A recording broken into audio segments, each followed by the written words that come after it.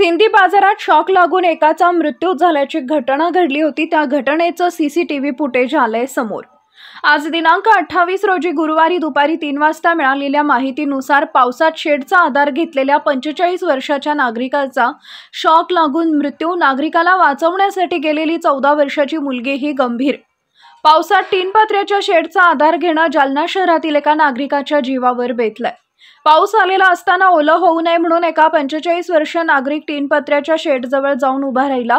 मात्र या शेडला नागरिकाचा धक्का लागल्यानं शॉक लागून त्याचा मृत्यू झालाय। 45 वर्षीय मितेश बिधाणिया असं मृत्यू झालेल्या नागरिकाचं नाव असून तो शहरातीलच लक्कडकोट भागातील रहिवासी आहे। दरम्यान या नागरिकाला शॉक लागून खाली पडल्याचं लक्षात येताच त्याला वाचवण्यासाठी गेलेल्या 14 वर्षीय मुनमुन नवलकर ही मुलगीही शॉक लागून गंभीर जखमी झाली आहे। या जखमी मुलीवर सध्या खासगी रुग्णालयात उपचार सुरू आहेत। सिंदी बाजारात गणेश मूर्ती विक्रीची भूमिका विक्रेत्यांनी घेतल्यानंतर शहरातील वेगवेगळ्या राजकीय पक्षांच्या नेत्यांनी महापालिका आयुक्तांवर दबाव आणल्याची सध्या शहरात जोरदार चर्चा सुरू आहे। त्यामुळे महापालिका आयुक्तांची सुद्धा सिंदी बाजारातील गणेश मूर्ती विक्रेत्यांवरील कारवाईकडे दुर्लक्ष केलं।